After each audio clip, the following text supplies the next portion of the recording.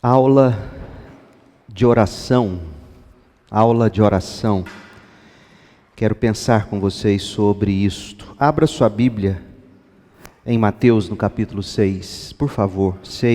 Capítulo 6 de Mateus, a partir do verso 5. Leia comigo. Quando vocês orarem,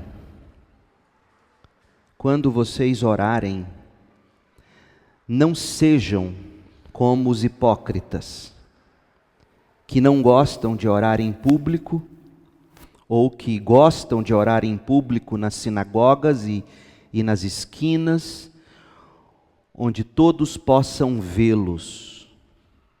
Eu lhes digo a verdade, eles não receberão outra recompensa além dessa. Mas quando orarem, cada um vá para seu quarto, feche a porta e ore a seu pai em segredo.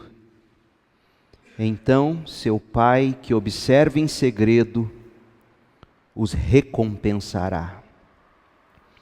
Ao orar, não repitam frases vazias, sem parar, como fazem os gentios. Eles acham que se repetirem as palavras várias vezes, suas orações serão respondidas. Não sejam como eles, pois seu Pai sabe exatamente do que vocês precisam, antes mesmo de pedirem. O Senhor Jesus está aqui no seu Sermão do Monte, ensinando sobre piedade, sobre espiritualidade. Este é o tema principal do capítulo 6 de Mateus. Jesus quer tratar da vida interior do discípulo, do coração do discípulo. Ele quer tratar da espiritualidade do discípulo. E a primeira coisa que nós aprendemos é que o discípulo de Jesus é alguém que ora. Ele tem uma vida de oração. Não é uma opção, não é uma descrição de categoria. Alguns oram, outros não. Jesus admite ou parte do pressuposto de que todos nós oraremos, por isso ele diz, quando vocês orarem. Não é se, não é talvez, mas é quando. Ou seja, pressupondo que nós oraremos, nós devemos orar. Falamos disso outro dia.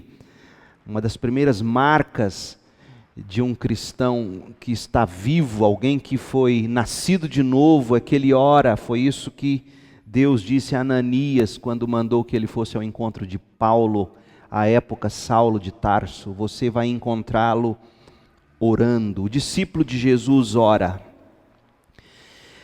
Jesus parte desse pressuposto e depois ele diz algo muito importante. Primeiro ele vai dizer o que não é orar. Ele parte dessa definição. A melhor maneira de você definir alguma coisa é você dizer o que ela é e o que ela não é, por exemplo. Jesus parte dessa premissa primeiro. Ele quer dizer para nós como nós não devemos orar, porque ele vai dizer para nós que esta forma errada de orar, na verdade, não é oração.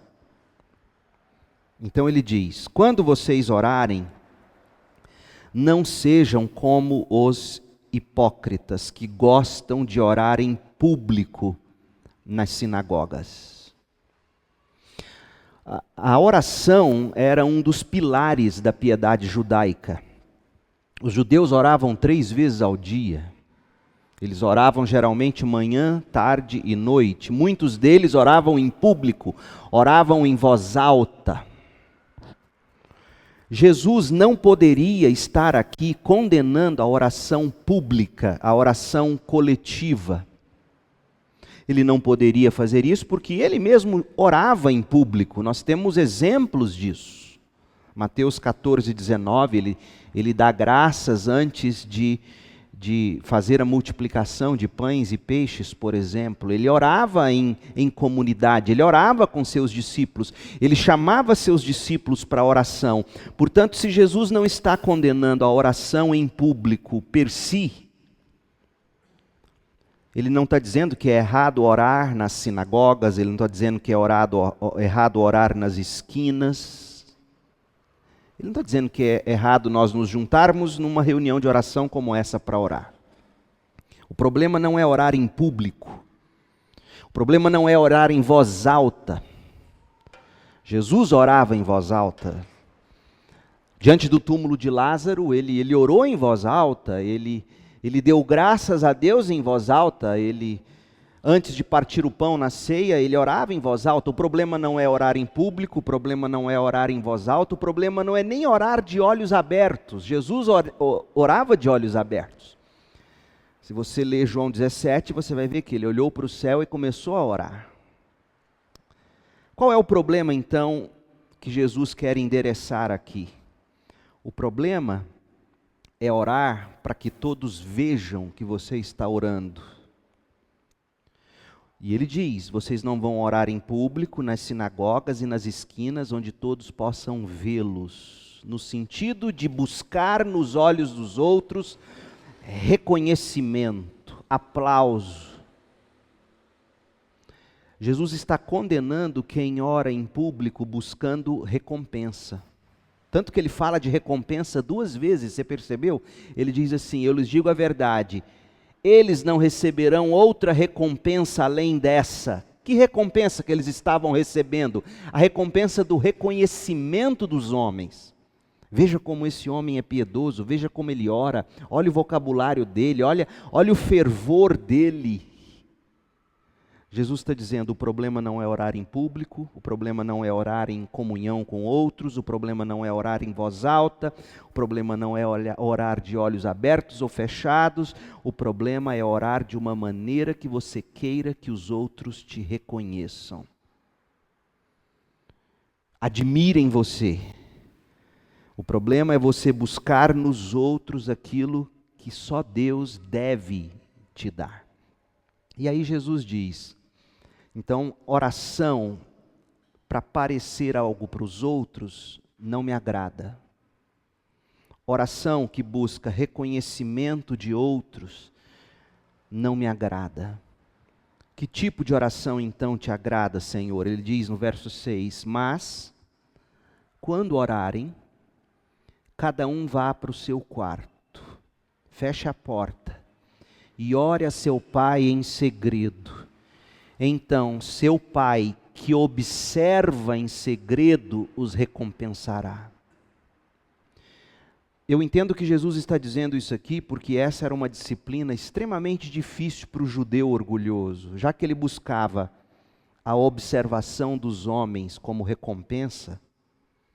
Jesus está dizendo, sabe o que vocês têm que aprender a fazer? Ir para o quarto secreto. Você e Deus.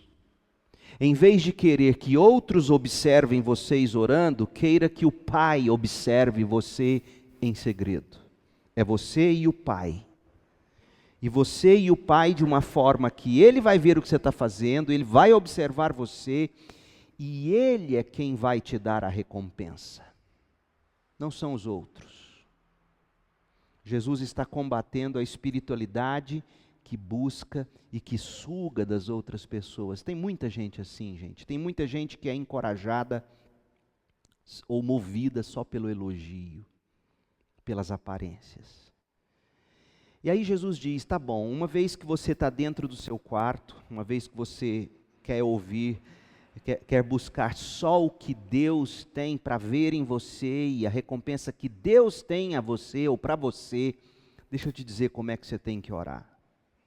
Ao orar, não repitam frases vazias sem parar como fazem os gentios. Não fica repetindo coisas vazias. Se você quer entender o que Jesus está combatendo, abra lá em 1 Reis 18, 26. Primeiro livro dos Reis, 18, 26. Os profetas de Baal. Primeiro livro dos Reis, 18, verso 26.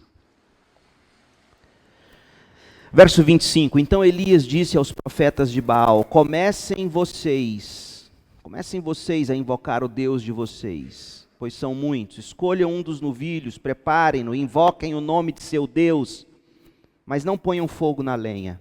Eles prepararam um dos novilhos, o colocaram sobre o altar, invocaram o nome de Baal desde a manhã até o meio-dia, e olha como eles gritavam: ó Baal, responde-nos. Ó Baal, responde-nos. Ó Baal, responde-nos. Ó Baal, responde-nos. Esse tipo de vã repetição que Jesus está combatendo. Há um exemplo também disso em Atos 19:34, veja lá, Atos 19:34.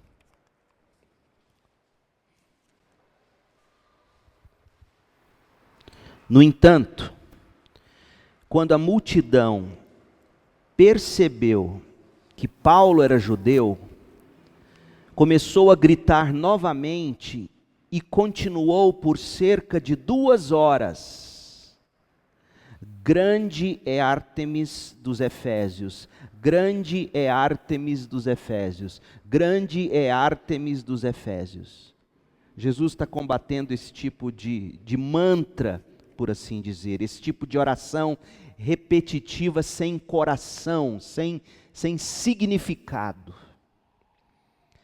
Jesus não combate, por exemplo, como eu já ouvi algumas pessoas em dúvida, se essas pessoas devem orar por uma coisa mais de uma vez. Jesus não diz que é errado você orar pela mesma coisa várias vezes. Jesus mesmo tem um exemplo interessante com ele, lá em Marcos 14:39. Ele no Getsemane, veja lá, Marcos 14:39. Jesus com os discípulos. E aí Jesus se aproxima. Jesus tinha chamado os discípulos para vigiarem e orarem, né? Para que eles não cedessem à tentação, dizendo que o espírito está disposto, pronto, mas a carne é fraca. Então depois que Jesus os exorta, olha o verso 39. Então Jesus os deixou novamente e fez a mesma oração de antes. Não é errado você orar pela mesma coisa. Paulo orou pelo menos 3 vezes para que Deus tirasse o espinho da carne dele. Em Isaías 9:6 nós lemos os anjos louvando a Deus e dizendo: santo, santo, santo é o Senhor dos exércitos. Você vê o Salmo 136 e você vê algumas repetições. Por exemplo, veja que exemplo interessante lá do Salmo 136, as repetições. O salmista diz: deem graças ao Senhor porque Ele é bom. E aí vem a frase que é repetida durante o salmo todo: seu amor dura para sempre. Diz algo sobre Deus ou chama o povo à adoração e diz: seu amor dura para sempre, seu amor dura para sempre. Então, quando Jesus fala de frases repetidas, frases vazias, Ele não está condenando orações persistentes, afirmações repetitivas de louvor.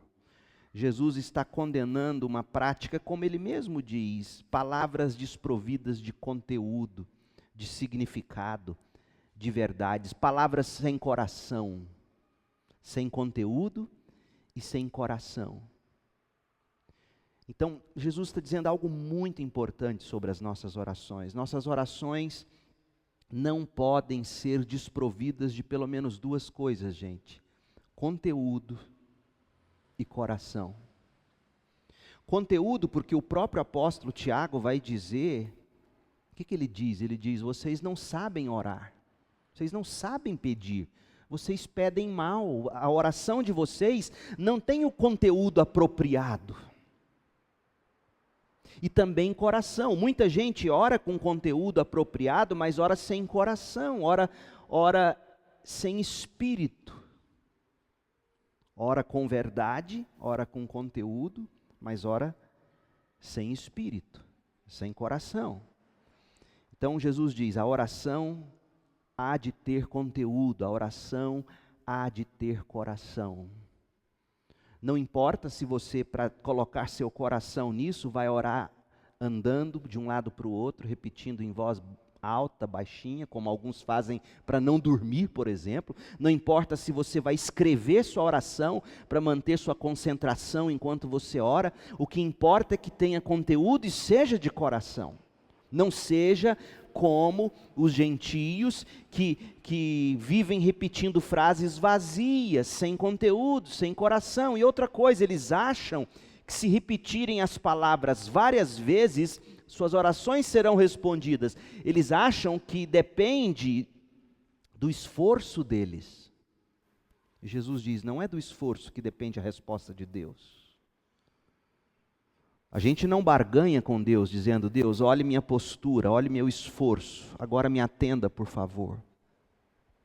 Não é pelas várias vezes que oramos que Deus vai nos responder. Então Jesus está dizendo muita coisa importante. Cuidado para a sua oração não chamar a atenção para si. Aprenda a entrar para o seu quarto. Você e Deus, orar em secreto. Você e o Pai em secreto. O foco é Deus. O foco é a recompensa que Deus tem para você. Agora lembre-se, sua oração não pode ser vazia. Tem que ter conteúdo, tem que ter coração. E você jamais pode achar que é pelo seu esforço ou compromisso ou preço que você paga. Não é assim. E aí Jesus diz por que não é assim. Verso 8. Não sejam como eles. Por quê?